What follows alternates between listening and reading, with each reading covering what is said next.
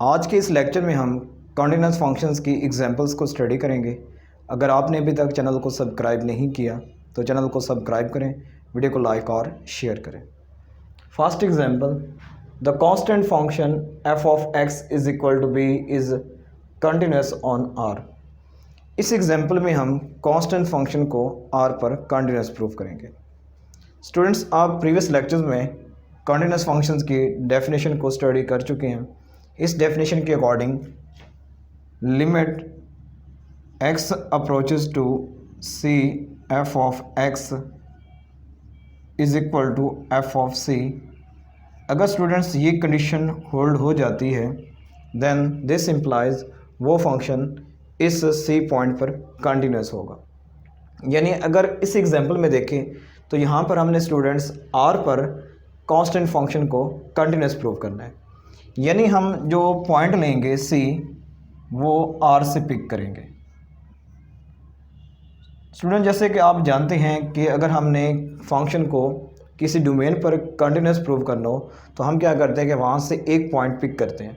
अगर फंक्शन उस एक पॉइंट पर कंटिन्यूस हो जाता है देन दिस इम्प्लाइज वो फंक्शन उस होल डोमेन पर कंटिन्यूस हो जाता है।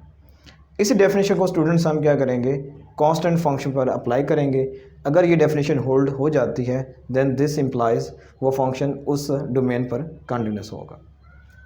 यहाँ पर स्टूडेंट्स हमें गिवन है f of x is equal to b। तो अगर आप स्टूडेंट्स लिमिट अप्लाई करें कि x approaches to c then you can see limit x approaches to c f of x is equal to b। Because students यहाँ पर जो b है वो एक कांस्टेंट नंबर है, तो अब अगर आप उस पर लिमिट अप्लाई करते हैं तो वो वही नंबर ही रहता है। And you can see f of c is equal to b। जैसे कि स्टूडेंट्स हमारे पास f ऑफ x है इज इक्वल टू b, तो अगर आप यहाँ पर वो c पॉइंट पुट करें then this implies f of c is equal to b। यानी उस फंक्शन पर कोई भी असर नहीं पड़ेगा। तो अगर आप इस b को f ऑफ c से रिप्लेस करें then you can see limit x approaches to c f of x is equal to f of c। तो स्टूडेंट्स इस कांस्टेंट फंक्शन पर ये डेफिनेशन होल्ड कर रही है। तो इसका मतलब है कि जो फंक्शन है कांस्टेंट वो इस c पॉइंट पर कंटिन्यूस है। तो अगर ये c पॉइंट पर कंटिन्यूस है देन दिस इम्प्लाइज ये होल r पर भी कंटिन्यूस है। बिकॉज हम c कहाँ से ले रहे हैं स्टूडेंट्स, r से ले रहे हैं। इसका मतलब है कि जो कांस्टेंट फंक्शन है वो पूरी r पर कंटिन्यूस है। Next example students, function g of x is equal to x is continuous on r। यहाँ पर हमने students g of x is equal to x को r पर कंटिन्यूस प्रूव करना है। यहाँ पर जो हमें फंक्शन गिवन है g of x is equal to x, ये गिवन है फंक्शन, इसको हमने r पर कंटिन्यूस प्रूव करना है। तो आप यही डेफिनेशन इस फंक्शन पर भी अप्लाई कर सकते हैं। तो देखिए स्टूडेंट्स, यहाँ पर अगर हम कोई c पॉइंट पिक करते हैं r में से then limit x approaches to c g of x is equal to c। ठीक है स्टूडेंट्स, यानी यहाँ पर x कोई भी वेरिएबल है। ठीक है स्टूडेंट, ये वेरिएबल है। तो अगर आप लिमिट अप्लाई करते हैं कि x approaches to c g of x then this equal to c। और देखिए अगर आप स्टूडेंट्स क्या करें कि g ऑफ x में अगर आप c पुट करें then you can see g of c is equal to c। तो आप स्टूडेंट्स इस c को g ऑफ c से रिप्लेस कर सकते हैं। तो अगर हम क्या करें कि c को g ऑफ c से रिप्लेस करें then this implies limit x approaches to c g of x is equal to g of c। तो ये स्टूडेंट्स क्या हो रही है कि ये डेफिनेशन हमारे पास होल्ड हो रही है। तो इसका मतलब है कि जो फंक्शन g ऑफ x है इज इक्वल टू x ये भी होल r पर कंटिन्यूस है, क्योंकि हमने जो c ले रहे हैं स्टूडेंट्स वो r से ले रहे हैं। तो ये क्या होगा स्टूडेंट्स, ये फंक्शन r पर कंटिन्यूस होगा। तो नेक्स्ट देखते हैं example, the function h of x is equal to x की power 2 is continuous on r। तो सेम यही आर्गूमेंट्स आप इस फंक्शन पर भी अप्लाई कर सकते हैं। तो अगर आप यही आर्गूमेंट्स इस फंक्शन पर अप्लाई करते हैं then this function is must continuous on r। तो ये भी क्या होगा स्टूडेंट्स, r पर कंटिन्यूस होगा। नेक्स्ट देखिए students, phi of x is equal to 1/x is continuous on set A. यहाँ पर जो ए है स्टूडेंट्स, वो हमें क्या गिवन है कि x approaches to x belongs to R, x is greater than 0। यहाँ पर जो स्टूडेंट्स हम x की वैल्यू ले रहे हैं वो क्या है, ग्रेटर देन 0 है। तो इस डोमेन के लिए स्टूडेंट्स हमने ये प्रूव करना है कि ये फंक्शन इस डोमेन पर कंटिन्यूस है।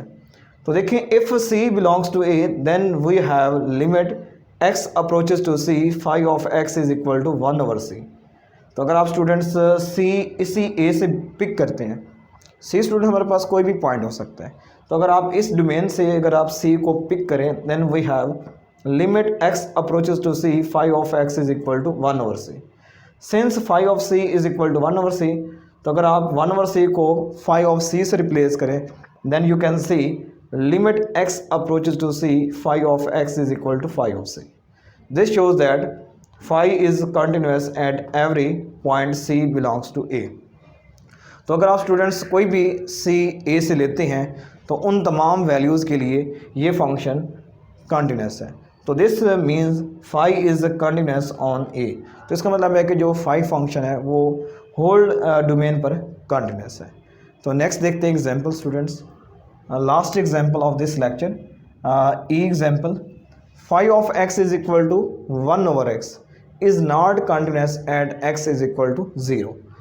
अब हमने ये शो करना है कि ये जो फंक्शन है phi ऑफ x, ये इस 1/x पर यानी इस फंक्शन पर या इस पॉइंट पर ये फंक्शन क्या है, कंटिन्यूस नहीं है। अब देखिए स्टूडेंट्स, इसकी रीज़न क्या है, because at x is equal to 0 phi of x is not defined. अगर आप स्टूडेंट्स इस x को इधर आप पुट करते हैं, देखिए स्टूडेंट्स हमारे पास क्या आएगा, phi of 0 is equal to 1/0। तो स्टूडेंट आप जानते हैं कि जो 1/0 है यानी आप किसी भी नंबर को 0 पर डिवाइड नहीं कर सकते। तो ये स्टूडेंट हमारे पास क्या होता है, अनडिफाइंड होता है। तो अगर फंक्शन स्टूडेंट्स डिफाइंड भी नहीं है तो हम इसे कंटिन्यूस भी प्रूफ नहीं कर सकते, क्योंकि हम स्टूडेंट्स प्रीवियस लेक्चर्स में कंटिन्यूस फंक्शंस की डेफिनेशन स्टडी कर चुके हैं। तो इस डेफिनेशन के अकॉर्डिंग फंक्शन को उस पॉइंट पर कंटिन्यूस भी होना चाहिए या डिफाइन भी होना चाहिए, सॉरी, उस पॉइंट पर फंक्शन को क्या होना चाहिए, डिफाइन भी होना चाहिए। तो अगर हम इस पॉइंट पर इसको कंटिन्यूस प्रूव करना चाहते हैं तो देखिए स्टूडेंट्स, इस पॉइंट पर ये फंक्शन डिफाइन भी नहीं है। तो अगर ये डिफाइंड भी नहीं है तो आप इसे कंटिन्यूस प्रूव भी नहीं कर सकते। तो because at x is equal to 0 phi of x is not defined, so phi of x is not continuous at x is equal to 0। तो ये function at x is equal to 0 पर continuous नहीं है। तो next lecture में हम मज़ीद examples को डिस्कस करेंगे। Thanks for watching this video.